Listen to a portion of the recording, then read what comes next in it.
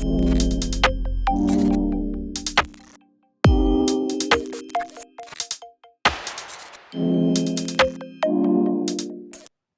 how are you? I'm doing great. How are you? Still doing great. Last time I saw you, you were in the garden. There were some birds and a bunch of interesting interruptions. It was definitely outside. It was, I think it was early on into the COVID-19 pandemic, and here we are about a year later. So. Yeah, and you've got yourself a Japanese screen in the background. You've put on a suit, and things have changed. Well, we got a little bit more professional with this whole thing, so yes. Yeah. So, David, some of our listeners and viewers, because I'm now also doing videos, have heard from you before, but I don't want to presume that that's the case for everybody. So, just to keep things, in line here, you're an interesting guy. You are this international technology, MIT think tank, hybrid person, highly networked, but still modest enough that you converse with me. That's kind of my one-liner on you. I hope to always be conversing with you. And if I ever get where somehow I've got my head above my shoulders, just knock me down a peg, please. If you get weird, I'll do that. Please do. Because we're all human. And I think for me, I appreciate it. I mean, my own background, I fell at my head at an early age, and it made all the difference. Slightly longer, I've done everything from dealing with bioterrorism preparedness response during the early 2000s, small satellites with the Department of Defense in the 90s, time in Afghanistan, both with humanitarian and military efforts in the late 2000s, time with the intelligence community and the federal communication in the mid-2010s. And now the inaugural director at the Atlantic Council's GeoTech Center, where we're honored to have you as a senior fellow, and we're really looking at how do data and technologies change geopolitics and vice versa? So we're going to get right to that in a second. I just want to ask you, you've been in Washington for a weird year. There are always weird years in Washington. There's always weird years. Yes, yeah. How weird was this year? This year, if anything, it seemed like it was a culmination of where things had been following as an arc for the last 4 or 5 years. I go back to 2015 when things started getting really weird. I was at the time in 2015, I was a public-facing senior executive, and I already started to see, I had never had a Twitter account before I left the intelligence community. When I left the intelligence community, 2013, it was something I did, and I did it in the name of my role, because that's just how I felt was appropriate, to engage and learn from the public. In 2013, it was good. 2014, still good. 2015, I started to see both large amounts of bots, but also people that would come after us and say, "You're not doing what we want you to do." And I'd be like, "Well, the way we work in the United States is you elect the leaders, and the elected leaders tell us what to do. I'm not a political appointee, but if you want change who you want to elect." And they're like, "Well, you're still not listening to us." And that just sounds, they started saying that sounds very liberal. And I said, well, it goes back to Madison and Jefferson, which, they actually said this is what a republic works like. And I said, but I celebrate a diversity of views. And they said, well, diversity doesn't help anybody. And I said, well, per Fortune and Forbes magazine, diversity on boards actually leads to better outcomes. And they were quiet. But it was just that sort of anger in people that was present in 2015. So if anything, I look at, combined with the pandemic, and then we now have a change in presidents, maybe this is the end of at least that first 5 or 6 year arc. But to me, the question is, there's still a lot of frustration present. We're not through the pandemic completely, not just in the United States, but in the world. What does the decade look ahead, and does it get better? Or is this a brief respite before who knows what else comes about? I love the way you summarize, these macro things really succinctly. And I think there are a lot of questions. So we'll talk about the Geotech Decade. And I first want you to define it for all of us. What is the Geotech? What is Geotech? Again, I know we talked about this last time, but I feel like geopolitics and the geopolitics of technology, those are massive words. In a nutshell, what are we talking about? And then we can get into the report and a bunch of different things that are happening. And by the time we issue this episode, the report should be out, and this is big news. But first of all, the geopolitics of technology, or geotech, what is that? Well, it's recognizing that we are entering into this decade ahead in which technology and data will have disproportionate impacts on the world stage, how societies operate. And in some respects, technology has always been there. I go back to oil-powered navies were transformative for Europe, and they led to some good things and also a lot of bad things. And then we had nuclear devices, and there was the arms race and mutually assured destruction. So technology has always impacted geopolitics, but really what we're seeing in this new decade is an era in which I tell people the good news is technology is being democratized. The challenging news is technology is getting democratized, and now you can do things that only the Soviet Union and the United States could do 40 years ago. And so when you're able to do what the CIA and the KGB can do through your phone or through your computer, no wonder we have misinformation, disinformation. No wonder we have questions about what's real and everything like that. So the good news is this decade is going to be one in which people are going to be empowered like never before, but that is also going to put a strain on how we organize and operate as societies. I want to do two things now. I want to be a little mindful of this new generation, which I guess none of the two of us belong to. But let's get to the headlines first. So give me a couple of pointers in terms of the executive recommendations and headlines of this report. And then I will ask you how this report got created, what, and how the animal got made, how the sauce got made. But let's get first just to a couple of the things so that, we understand exactly the relevance of this. And I wanted to maybe tee it up. So there's 7 different types of recommendations. Let's just quickly hit on global science and technology leadership, because it relates to the role of the US, it relates to this global that we have talked about, this very strange word global, because what does it really mean, right? What is a recommendation in that area? What is the one-liner? So the one-liner, because again, each chapter has really deep nested recommendations, but the one-liner for global science and technology leadership is really the recognition that no one country can go it alone on S&T leadership. I mean, in the case of the United States, we're 330 million people, but we're only 330 million people out of a world of 7.9 billion people going in 8 billion people. And so in this world we're going into, we've got to think about how do we work with partners in Europe, partners such as Canada, Australia, New Zealand, possibly even partners with India, in the Middle East, like with UAE and others. How can we work together so that we're recognizing the different S&T strengths of each other collaboratively and move forward? One can think of this as an example of like the Artemis Accords, which the Artemis Accords it's not just the United States, it's Australia, it's Canada, it's Luxembourg, it's several nations all committed to going to the moon. We need to do the same thing for other S&T challenges, like how do we address climate change? What do we do about biotech? That it's really going to be about recognizing the dare I say the word synergy, or at least the collective collage of our talents working together versus any one nation going alone. That's perfect, David. I want to hit on a couple of them, and then I will ask you more about them. The second one is pretty obvious, I think, in the sense that the topic is obvious, security. And we can go into the details of it, but essentially you're recommending stronger security. No surprise. No surprise. Right? So we'll get into the meat of what that means. But really, I just wanted to cover right now. So clearly, security is a massive part of this report, because a Geotech Decade is going to entail enormous investments in security. Exactly. You have to do secure data and communications. But it's interesting because one could look at the last decade in which there were questions about should there be backdoors. Remember the 90s, there was talk about the Clipper chip. And what we're coming down definitively and saying is no. You've got to have secure data and secure communications. If you don't, everything else falls apart. And then there's a bit which is the corollary to security is the trust part. Yes, trust. You got some Jews on the trust part too.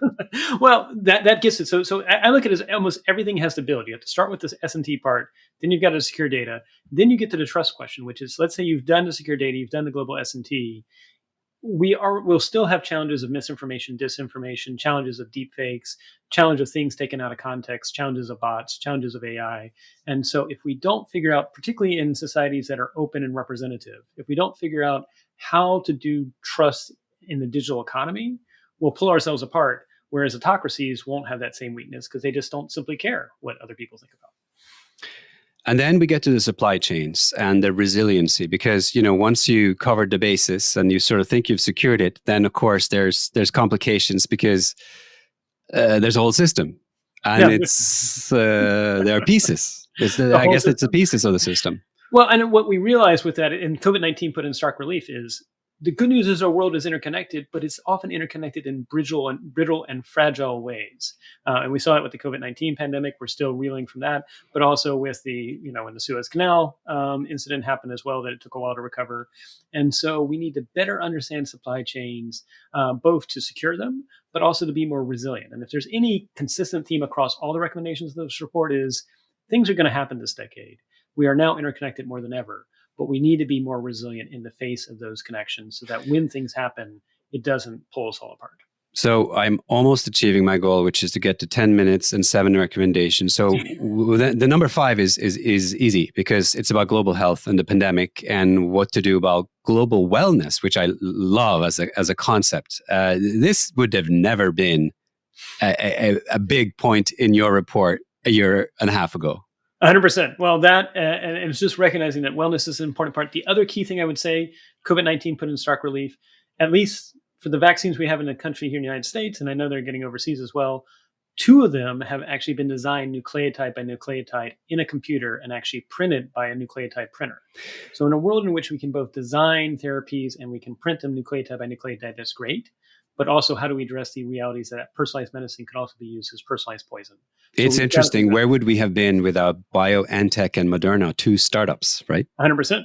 Oh, and if you look back, I was involved with severe acute respiratory syndrome when that happened in 2003. It took us 3 years to get a vaccine for that because we were still doing the egg-based vaccine production. So investments that were made in S&T after SARS in 2003 paid off when COVID-19 happened. This should be a slam dunk for R&D, if anything is, but I'm not sure if it will be, right? Like all things, politics complicates things, right? Yes. All right, we're getting to number 6, which I think is fascinating because it has to do with space. And again, yes, a GeoTech Center, to be fascinated around space, but new space and space tech, and this is heating up. It's not just Elon Musk and Virgin sending rockets, and then NASA, of course. This is getting busy. Oh, you just saw just a few weeks ago, we've got China sending rockets to put together. They were just on the moon, yeah. Yeah, and then they were just on Mars. So yes, it is. UAE sent a rocket to Mars as well. This space is getting a very interesting space. And it's like you said, it's 3-dimensional chess. It's both countries pursuing it, like China, like UAE, but it's also companies pursuing it. And this decade, the way we put it forward is we are probably going to start this decade with 99% of the assets in space being government operated. And by the end of the year, we'll be down to less than 1% government operated, 99% of them being commercially operated. And how many are going to be operated by the people? 100%. That's the interesting question. And will space be something that uplifts us all, or will it only be enriching a few? Lastly, the future of work. There's nothing without the future of work. That's a crazy topic. I can't even begin, right? Oh, well, it's what does it look like? How do we make sure it rises all boats? How do we help with retraining? Whether you're retraining, if you're someone that's, you're 30 or 40 years into a career and your factory closes, and now the question is, do you retire early? Do you retrain? If you're someone that's been a stay-at-home spouse and now you're going back to the workplace, or if you're someone that's right now in high school getting ready to go to college, how do you prepare for the decade ahead? And that's why the future of work is so essential.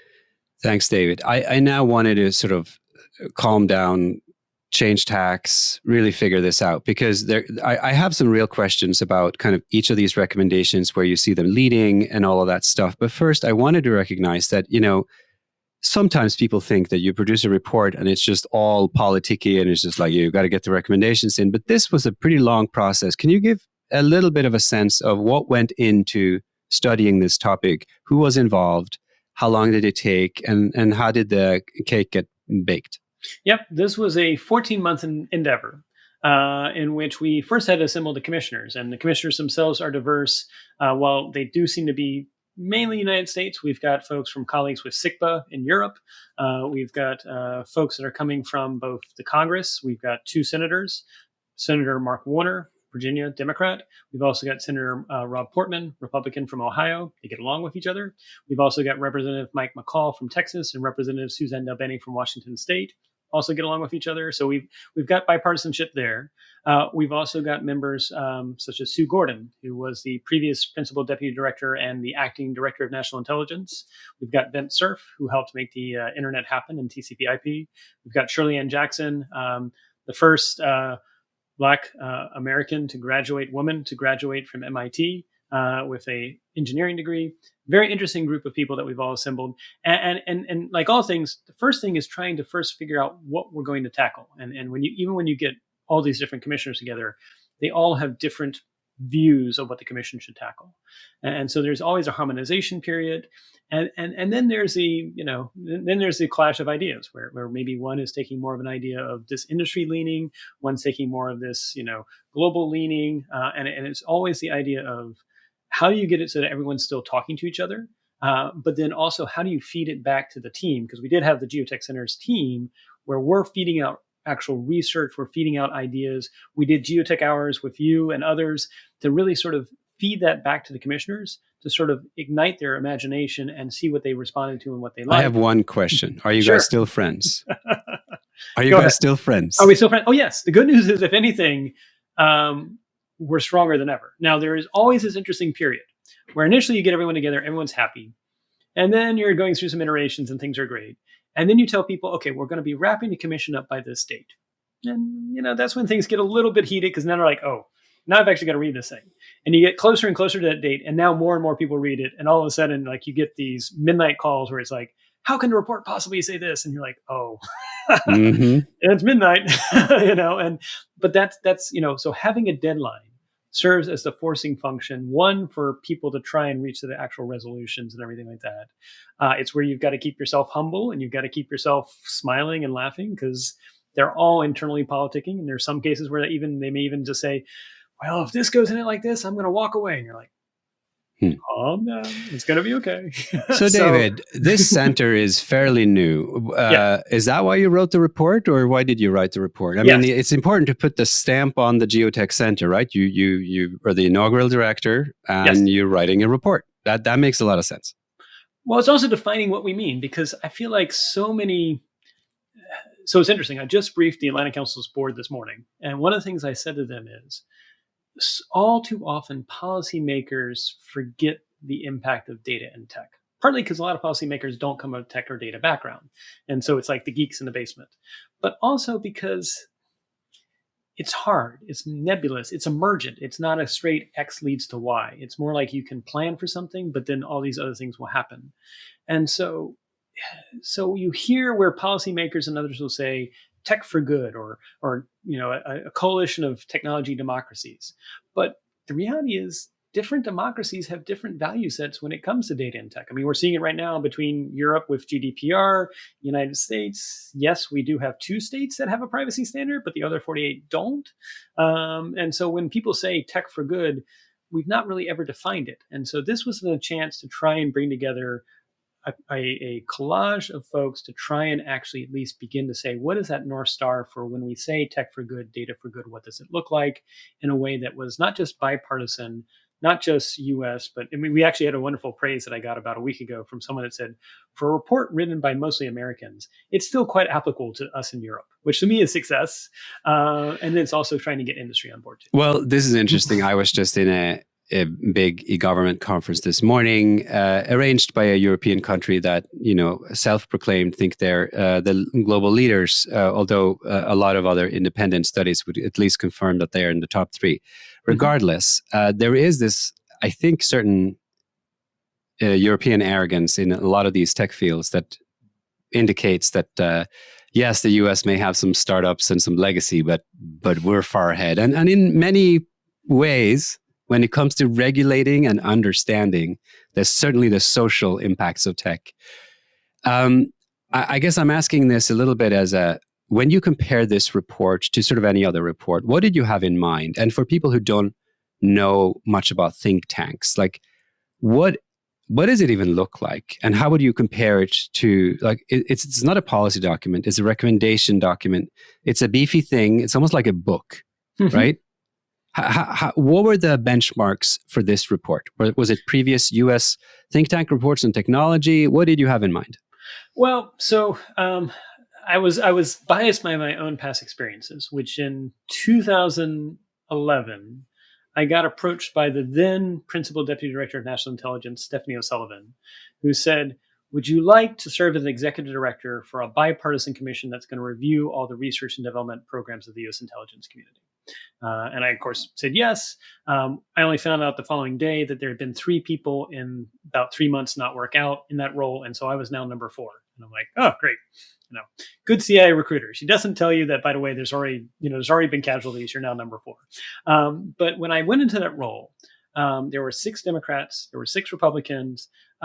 They were frustrated with each other. They felt like there wasn't good communication. They didn't know how to deal with it. And we'd think it was a very simple task, which is review the R&D efforts of the intelligence community, and are we ready for the next decade ahead?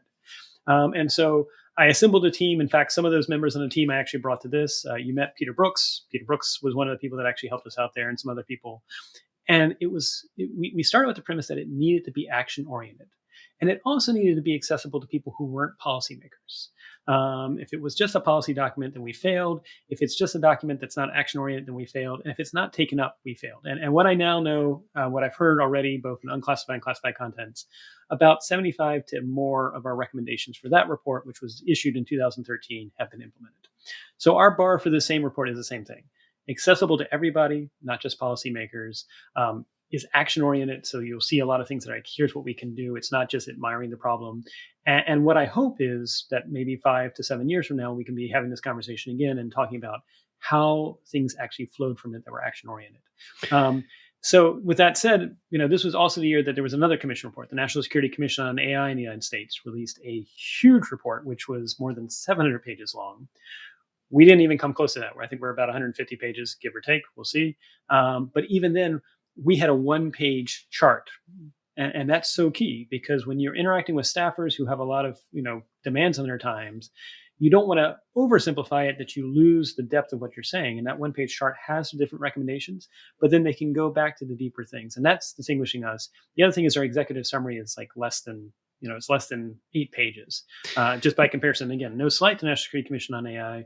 Their executive summary was more than 30 pages. So, well, you and I have talked about this in the previous episode, how challenging it is indeed that there's, whether it's 2 cultures or 5 different cultures, but regardless, there is a culture difference.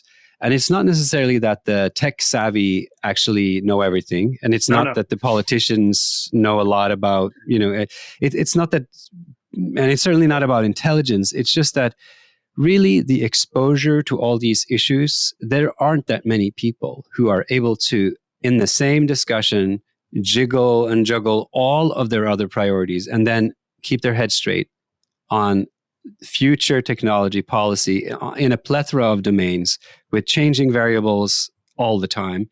This is not simple. And neither should it be viewed as simple, I guess. But the communication challenge is very real. So congratulations on attempting that. But it also explains, I guess, incidentally, a critique I had when I read the draft. I said, David, this is not at all ambitious. It was not ambitious enough. And that's partly because I often say the art of leadership is the art of managing expectations. Right. And so I knew yours, but you're already bought in. You already recognize the world is changing. We need to embrace it. I've also got other people that are starting from milepost negative 100, and I've got to bring them along. And so, yes, I think we tried to make it so that it was as ambitious as possible and as forward-leaning as possible, but also recognizing that we wanted to bring along a bipartisan, which, as you can imagine, in the United States right now, bipartisanship is really challenging to do. And also not just government, but industry. When we have Silicon Valley right now, there's several people in Silicon Valley that are like, why do we even need world governments? Why do we need nation governments? Why can't we just go and do our own thing? And so this was trying to chart a path that said, look, there is goodness from these different perspectives. Can we at least find a way to chart the world together? And then, yes, if you want to go more in one direction or another, you can, but can at least all agree on this is a direction that takes us to the North Star. So, David, I want to ask you a couple of things. First off, I'm sort of curious, what's your favorite recommendation that would make you happy in 10 years or 5 years if it is implemented? My favorite one is actually, it's chapter 5. It's with global health technologies, in which you'll see we recommend that we need to do a open global way of essentially creating smoke alarms for the planet that will let you know if a future, not just a future pandemic, but any new emergent pathogen that's not recognized, instead of relying on governments like identifying something and then maybe telling another government and maybe we find out a few months later, it's like, why can't we know right away? And I think this is going to be so important, not just because there may be future, whether it's COVID-19 or other things like that. But as I say, I mean, the good news is personalized medicine's coming. The bad news is personalized medicine's coming, and it's also personalized poison. So we've got to get ready for a future in which, unfortunately, people can use nucleotide printers to design some new virulent strain of something by design. And also that same technology to monitor the planet and have it be open for changes that are happening in the biological space can also do early warnings of how climate change is impacting the biosphere as well. So it's a monitoring system that you have in mind, a sensory monitoring system that has a global scope. It's global scope, and it's not just biotels. And so it's not just looking for biosignatures. It's also looking for non-obvious things, such as, for example, when I was with the Centers for Disease Control and responding to SARS, we knew about SARS because the price of garlic went up tenfold. We also knew because, not that we were monitoring any one person, but we saw the changes in traffic patterns. Less people were going to factories, more people were going to hospitals. And the prices of garlic went up because people felt like they had inflammatory reactions? In China, yes. China, it is seen as a cure-all. And sure enough, if you're monitoring for the price of garlic and it goes up tenfold, something's going on. So is this what happened during this epidemic as well? Sure enough, it did. Yeah, the price of garlic went up. And also you could see, but this time instead of from classified satellite imagery back in 2003, you could actually see from from commercial satellite imagery in 2019 and 2020, you could see changes of patterns of life. And so you can establish, without violating anyone's privacy, what does normal patterns of life look like. And when something changes, you can say, well, is there a biological reason for it? Is there some other reason for it? And that can be enough to tip and cue and say, we need to care about this as a planet because it's going to impact us all. David, I have a difficult question for someone who works with policy in DC. What is the US's role long-term in all this? Because, arguably we are moving into a very globalized world. And some people would say, in some domains, the US has somewhat abdicated that role. In other domains, it sort of really insists and sort of knocks it down on everyone else. That would at least be the outside view. Yes.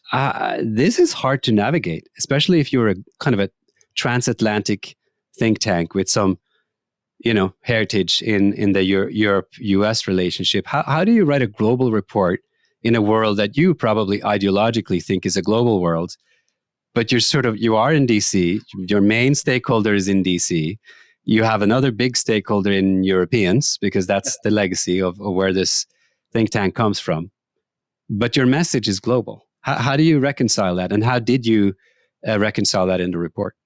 Well, so first, let me tackle the question of what is the United States' role into the future, and this is personal views only, but it's of course obviously embodied in a report, which is if you go back to what the ideals were when the United States were created, and I'll go to the ideals versus the reality, because reality was not as great as we wanted it to be, but the ideals were individual freedom, the value of choice, the value that you could help chart your destiny, and that there was a tolerance of different faiths and beliefs, and that it was a tolerance of different ideas.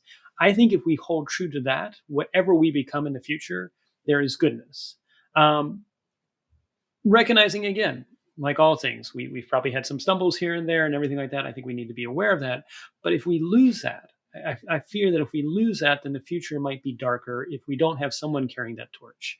And I hope we can carry that torch with Europe. I think Europe can carry that torch with us as well. It's not just something that the United States has to do. But again, just going back to we literally fought a war to overthrow what we thought was a excessive taxation from a king. It's become so much part of our ethos that we don't trust any authority figure nowadays. I mean, you go to Europe and you do trust your governments, whereas we don't. And I think there's some healthy skepticism that comes with not trusting any authority figure. And if we can channel that, there's still use in it. In terms of what does it look like in the decade ahead? Well, I think we know a couple things, which is, again, you've got the rise of China with 1.3 billion people. I think China could be, if it embraces some more international norms, could be a huge possibility if they move forward. But all indications at the moment is they're not adopting international norms, which would say that's where the United States needs to build a coalition. It can't go it alone relative to saying, look, we're all on this planet together. China, we really want to bring you along, but we need it so that you're actually thinking about the world as a whole versus, throwing all international norms out the window. The other thing, though, is recognizing that maybe we're even having the wrong conversation talking about nation states. Before the pandemic, there were 5 companies on the planet, Facebook, Apple, Amazon, Netflix, and Google, who had more annual revenue than all the world's countries with the exception of the top 4. And that was before the pandemic. And now, since COVID-19, their stock price has doubled. And so we may be facing a world in which 10 years from now, there are 5 companies that have more annual revenue than all the world's countries except for 2. Well, David, you and I speak the same language, but then here's my criticism because, I'm a critical journalist, podcaster. So here's my question. Why did you write a report that's destined for Washington when the biggest interlocutors are actually private companies around the world? 100%. So guess what? This is not, even though the report is involving Washington, I actually had a conversation with people in Europe and they're like, well, we might not be able to get Brussels to join this roundtable. It's a specific roundtable we're going. It's like, that's okay. I mean, while we want Brussels and we want to do conversations with Brussels, actually, if you can get me European entrepreneurs, that's even better because entrepreneurs are going to shape the future. And so this is an interesting, delicate balancing act of, can I write a policy report that normal policy people will respond to, but is actually kind of written subtly for entrepreneurs? Well, that's pretty clever. Well, we'll see. I mean, the question is, will enough entrepreneurs pick it up, or will they say, you know what, I'm just out to do my bottom line and increase my share price? I don't know. I'm hoping we can make the case that if you only think about those things, you're going to have short-termism, and guess what? Well, I don't think that's true. I mean, I think that certainly you and I come from the same entrepreneurial culture. I spent 7 years at MIT, worked with thousands of entrepreneurs. If there's one flaw that those entrepreneurs have in the eye of immediate profits, it's that they never started with a profit motive. Number 100%. One was there's a challenge. Yes. And I'm annoyed by it and I'm going to fix it. Exactly. That's the best entrepreneur. And so yes. So while, to me, if I look back 10 years from now, while I hope policy people pick this report and they do things with it, I will be much happier, though, if entrepreneurs picked up this report and ran with it. And so really, we are writing this report, even though it looks like the typical, policy report, it really is for entrepreneurs. And what I'm hoping is over the next year, we can trigger conversations where we can actually say, how can inventors help invent the future that we're describing? How can investors help create investments that are focusing on some of the recommendations from the GeoTech? But can you be concrete then? So if I'm an entrepreneur, I have tens of thousands of entrepreneurs in my network. The podcast is by and for, and by and large also for entrepreneurs. What should an entrepreneur take away from this report? Well, first, at least see the one chart and the executive summary. And then look at the areas and see, what are you passionate about? Are you passionate about secure data and communications? Are you passionate about increasing trust in the digital economy? Are you passionate about mapping and having resilient supply chains? Are you passionate about global health technologies? Or are you passionate about the future of space or the future of work? Find what you're passionate about. And I'll give an example, like another senior fellow, Dr. Divya Chander, she and others are working on a trustworthy, resilient, interoperable data fabric, which if done, in fact, she's got it in working prototype phase already, would actually address several of the recommendations in the chapter on global health technologies. And so the takeaway I say for entrepreneurs is, if you want a better future, as we all know, the best way to predict the future is to create it. Let's create the best future together. It's interesting. Divya and I have a podcast coming up. We spoke for over an hour. I broke all of the rules of keeping a podcast short, and we talk about the future of consciousness. It was an amazing episode coming up. She is wonderful. Yes. Yeah. So that's good. She's a neuroscientist. She's an anesthesiologist. She's a data scientist. Yes, she is one of those polymaths that I really enjoy chatting with. Yeah, well, polymaths, this is important, right? Polymaths, they really are the future. But also, my view, though, David, I'm curious to hear that. If you read this report, you could be left with the idea that everyone has to be a polymath with 140 plus IQ. But I sort of want to make this subtle distinction that polymathic kind of awareness doesn't necessarily take PhD level knowledge in all of these domains. It's just that people really need to focus on, have a lot of things in their head at the same time and take things seriously and study things deeply. But we can't expect, right? I mean, humanity is not going to overnight all have 140 IQ and sit and scratch their head about these issues. And that's really not to be expected. No, it's not. In fact, that might be a really dismal world if it was. I don't know. I mean, right. I go back to, but what it does mean is everybody has to have at least a sense of ownership in helping to make the world better, even if it's a small thing. And I think, what we may be facing right now is the consequences of Western society that included the liberalism ideas that you didn't have to really do anything. I mean, here in the United States, other than having to pay taxes and occasionally serve on a citizen jury, You don't have to vote if you don't want to. You don't have to serve in the military if you don't want to. And so there's really no civic responsibility that anyone feels. And I go back to the philosopher Rousseau that said democracy itself was a corrupt regime because it encouraged pursuit of happiness and pursuit of individual freedoms, but it didn't also have the idea that you also have a responsibility back to your community. And so what he was advocating for was all the values and virtues of democracy, individual choice, individual freedom, individual happiness, but also what he called a plurality, which was you have to give back to community. And so it's not that you need to have a PhD or anything like that. In fact, that would be very dismal if everyone had one. It's just about wherever you are at the local level or the global level, wherever you can, find some way to have responsibility for shaping your community to be better. And not what I would call learned helplessness, which is I feel like right now there's a learned helplessness where people feel like either they can't do anything or even worse, maybe they feel like they can do something, but doing something is clicking on something or submitting a comment on social media, and that's done enough. And I'm like, no. But do you, David, see any communitarian instincts in contemporary society beyond kind of those guys that are sort of saying, from a libertarian front, maybe that, blockchain is going to enable us all, right? Which it may be. I mean, I have big faith in blockchain and decentralization, but, some of those guys are sort of like, we have to start over again. I've sort of thought, Global Constitutional Convention, at some point, someone is going to front that. And there are reasons why you would want to say, yeah, democracy has some real issues systemically built into it because it just encourages the wrong things. But have you seen anything in that direction? I mean, there are social movements, Occupy and all of those things. There are certain movements out there that seriously are, feel that this is not going in the right direction. But are they society builders in the end? These kind of communitarian movements? Ones that are society builders. And part of the challenge is it's so tempting to just say reboot the system or start from a clean slate. And what we really need are people that are not reboot the system or start with a clean slate because that's if I could recommend, there's a wonderful series online, and yours are great too. So do not take this as a takeaway, but ContraPoints. They do a really interesting discussion in which the narrator, she points out that all too often you hear people that say, overthrow everything and start anew. And most people aren't going to do that. I mean, Hobbes said, again, most people, if they're happy, aren't going to go. Even if they're not happy, they're still not going to do that. And so what we really need are people that are like, how do I take this turboprop plane that may be out of date and maybe squeaky and everything like that, and while it's still flying, retrofit it to be a new modern Airbus or Boeing? And that's a harder work to do it while it's still in flight. It's messy. It involves a lot of behind the scenes work like we do with the commission and other people do. You don't get a lot of glory for it, but that's the work of communities that's necessary.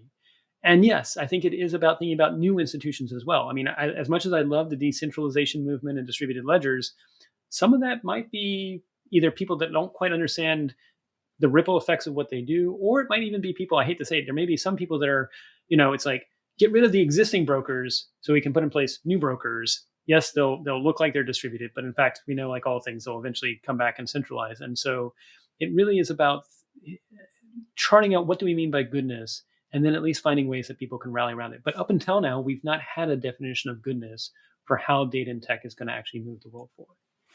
So I want to get back to the report in a second, but I'm going to ask you a little bit of a spaced out question in a very serious sort of policy context. How long do you think, if things go well, if these kinds of recommendations are generally followed, can we sustain humanity based on that basis? And if things go wrong, in other words, if none of these recommendations, if the Geotech Decade really goes awry, how many years do we have left on this planet? Yeah, so I'll do the negative first, which is coming from the intelligence community. I have some colleagues that are flipping coins about whether or not we're still having human conversations by the end of the century, which is not a great, that is like, I have a 4-year-old right now, and I want to make sure the world is better for him. And I'm sure everyone else who has children and family do too. But, when I have colleagues that are like, I give a less than a 50-50 chance that we're seeing the end of the century, it's like, got to do something. But at the same time, I take a pause because go back to the Tale of Two Cities and Charles Dickens, where he said, it was the best of times, it was the worst of times, and literally in the Tale of Two Cities, I mean, that was the French Revolution and people literally were losing their heads. So we've seen dire moments in humanity before. I'm inherently an optimist. I think you have to be, because optimists are the ones that are audacity enough to actually try and change the world, or at least make a positive difference. But I'm also informed. And I would say if the Geotech Commission report recommendations are implemented, I give us a very strong chance. If they're not, then it's going to be hard. I have no doubt, though. But I also want to say it's kind of like the hero's journey, which is there's going to be challenges presented to us. There's going to be drama. Progress is not always a certainty, and sometimes you actually have to have setbacks to inform and grow as a planet and shared consciousness. And so I remain always the optimist that we humans will rally when things really hit the fan. What I'm trying to do is, when things hit the fan, make it so that it's not as harmful and hurtful and as disastrous to as many people as it could be, but instead make it so it's as uplifting as possible as well. So I have no doubt there'll be setbacks, but can we at least make them so they're small setbacks that still end up an uplift as opposed to really hurtful and catastrophic ones? Give me your most desperate recommendation in the whole bag of recommendations. Which ones is it without which you are actually going to reconsider this optimism?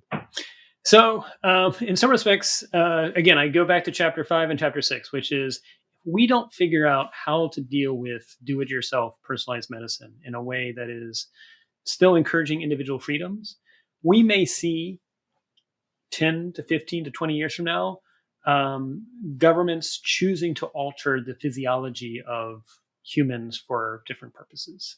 That would be catastrophic, in my opinion. Or worse, we see someone that does a do-it-yourself virus that is really catastrophic. So that's the bio side. But the other side is space. If we have a collision between any of our space assets that are out there, we can make so that we couldn't use space for 50 to 75 to 100 years. And I think a lot of people, it's abstract to them, but they don't realize how much we depend on what's coming from space. And I think that would be a real setback to humanity, to feel like we cannot both leverage what's already out there in terms of communication infrastructure and positioning assets. David, can you explain that for a second? Are you saying that space trash or radiation or whatever created from that kind of catastrophic crash, is it the material losses, or are you actually talking about radiation? Oh, I'm talking about like just the sheer shadow. Like if two satellites collided, we could have such a debris field from just two satellites colliding, such that then they have a ripple effect. And now we've taken out low Earth orbit, where you cannot put things in low Earth orbit. And we've had this happen before, both in the United States. The United States back during the Cold War, towards the end of the Cold War, we actually shot down one of our own satellites, and it took a while for those debris to rain down. China later did something similar in the early 2000s, and it's estimated that it's going to take between 75 and 100 years for those debris to rain down. And that was just one satellite being shot. If two collide, you can make it so that we cannot use space for 50 to 75 to 100 years. And if you think about it, I mean, that remains a source of hope, even if it's more likely that it's going to be robots initially in space, but it still remains of hope for us to get off this planet. And so I would hate to see a catastrophe of that level occur. Give me some more slam dunk recommendations that you think you are going to nail, you think you have bipartisan basis for, but you're still proud of them if they do get implemented short term. I hope I'm right in predicting that within 2 to 3 years, we'll see, even if it's a voluntary privacy standard emerge in the United States. That is a very strong recommendation from Representative Suzanne DelBene.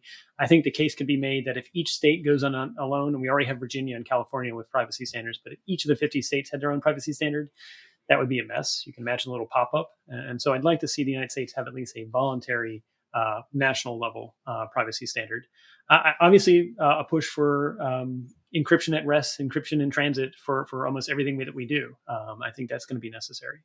I would like to see, for supply chains, an entire industry get created that's actually about better continuously knowing your supply chain, who it's coming from, where it's coming from, that could actually have multiple effects. You could have more security in your supply chain. You could have more confidence in your business, but you could also, if you have better digitization of supply chains, actually provide to consumers, in the making of this product, here's the carbon emissions that were done, here's the energy that was consumed. And so you could actually have almost like you have a food label, you could actually have people and they could see how energy efficient or not was the production of whatever service or good that you're procuring. My last question, and it's not simple, but it is my last question. So you are affiliated with Singularity University, and they have this notion of exponential technologies. What were some of the exponential technologies or phenomenons that you studied phenomena you studied in this report that still remain kind of X factors to you and to the commission that you didn't quite figure out, and you're leaving it for future reports? I mean, did you consider quantum, impact of that? Did you consider nanotech? Did you consider, you said personalized medicine, but did you consider all aspects of sort of synthetic biology? What were some of the technologies you sort of left on the table? Well, we tried to cover about all. You're right. We covered synthetic biology. We covered quantum, and we did as much as we could for a public report on quantum. I think the X factor for quantum is who's going to get there first. And if I was, again, I'm probably going to be wrong, but at least if you base solely on the largest concentration of quantum computing scientists, actually Canada has the lead. And in fact is in their private companies, not in their government, as far as we know. So you could actually see a future in which a Canadian company figures out how to solve the quantum decryption problem. And when that happens, the question is, how does it impact geopolitics? Does the United States say, hey, Canada, you're now our new best friend? Or what happens there? Is it up for the highest bidder? So that's, I think it's more the ripple effects of these technologies. Space, I think the question really is this going to be something that is a pursuit of nations together? Is the Artemis Accords going to be useful? Do we need something for the Mars, like almost a Martian Accords where we're going to go it alone, or we're going to go together? Or is it really going to become the place of billionaires? And if so, how beneficial is that going to be for everybody else? I hope it's going to be beneficial for people, and hopefully there's a role, but that's also an X factor. So I would say, you can map the technology trends, and you assume that there's not going to be a new dark age or anything like that. But the X factor really is then, what does this mean for society? What does this mean for people? Do people just get so frustrated that there is a French Revolution equivalent? Or do we find some way to bond together as a planet and work together? David, it's always fascinating to speak with you. These are the conversations I love to have. And I'm so thrilled that you chose to be on this podcast and that we can issue this in connection with the report. And I am thrilled that you wrote the report with this commission. And I wish you best of luck presenting these findings and recommendations. And thank you so much for coming on the show. Thanks for having me as always. And I look forward, as I tell people, please be bold, please be brave and benevolent for the future ahead.